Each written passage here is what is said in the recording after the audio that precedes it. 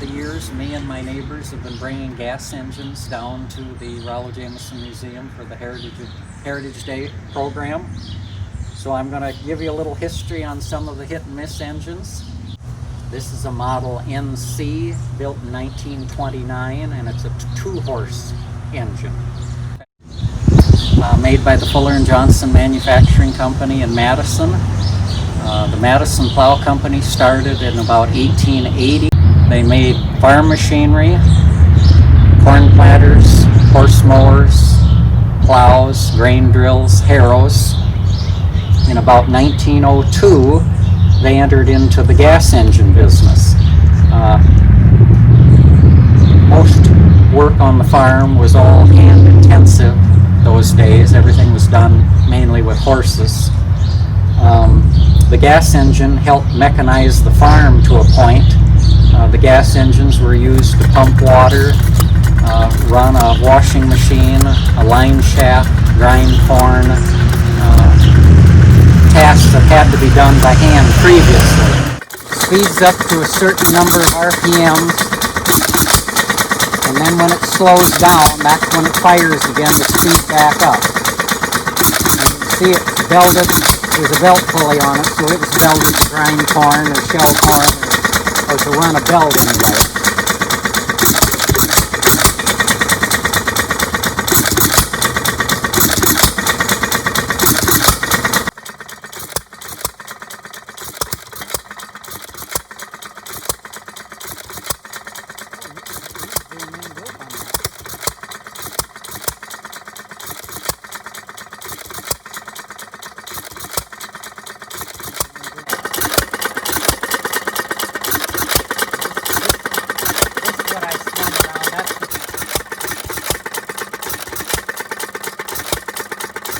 This engine here was made by International Harvester from around 1880 to 1933.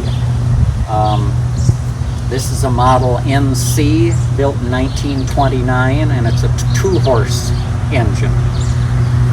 International Harvester was formed in 1902 by the merger of the Plano Manufacturing Company in Plano, Illinois. They had names for their engines. The early models, there was the Mogul, the Titan, the Tom Thumb, the Famous, the Victor.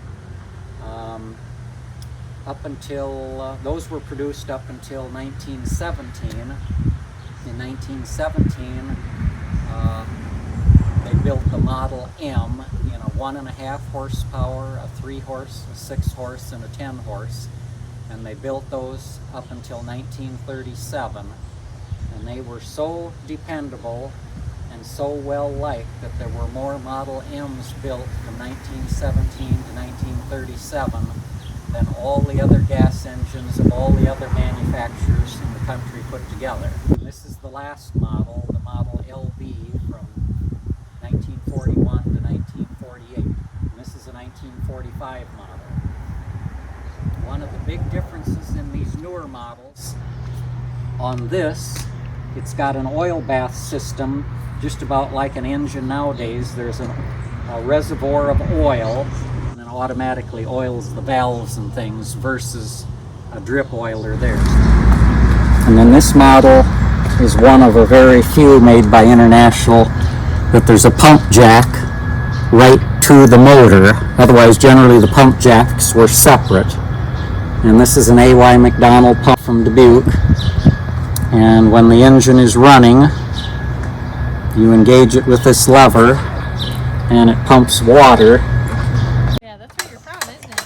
Here in the sheet, yeah.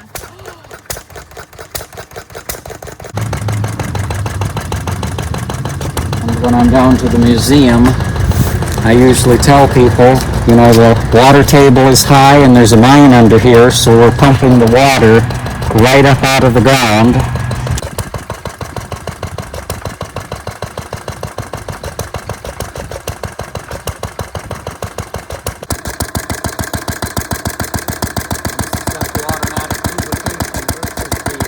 Drip oiler over there. It pumps the oil up and it drips down in this leather tray here with the belt in there, and that soaks the oil up, and then it drips down to oil the valves here.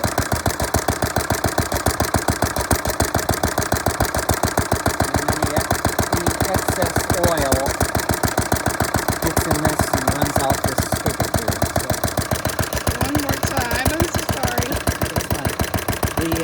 When this cap is on, the excess oil, once it's oiled, the valves gathers down in here and it drains out this oil. LB model International was the only model that had a throttle on it, that you could open the engine up to a faster speed or a lower speed. Most of the other engines just ran at one speed constantly.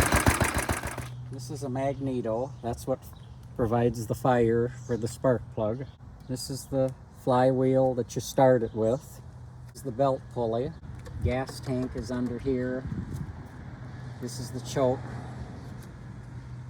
This is the needle valve that controls the amount of gas that gets to the engine.